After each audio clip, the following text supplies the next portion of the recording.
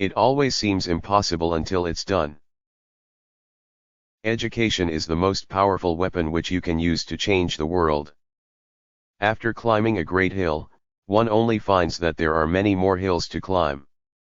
Never and never again shall it be that this beautiful land will again experience the oppression of one by another.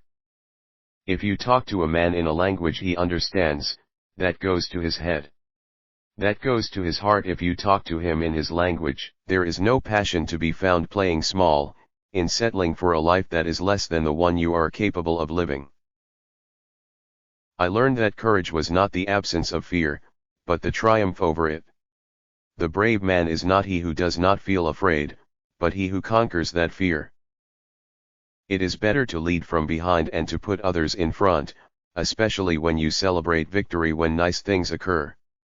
You take the front line when there is danger. Then people will appreciate your leadership. There can be no keener revelation of a society's soul than how it treats its children. For to be free is not merely to cast off one's chains, but to live in a way that respects and enhances the freedom of others. Where globalization means, as it so often does, that the rich and powerful now have new means to further enrich and empower themselves at the cost of the poorer and weaker, we have a responsibility to protest in the name of universal freedom. Money won't create success, the freedom to make it will. Nelson Mandela. A good head and a good heart are always a formidable combination. To deny people their human rights is to challenge their very humanity. As long as poverty, injustice and gross inequality persist in our world, none of us can truly rest.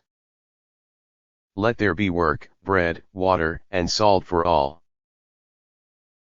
Our human compassion binds us the one to the other, not in pity or patronizingly, but as human beings who have learned how to turn our common suffering into hope for the future. There is no easy walk to freedom anywhere, and many of us will have to pass through the valley of the shadow of death again and again before we reach the mountaintop of our desires.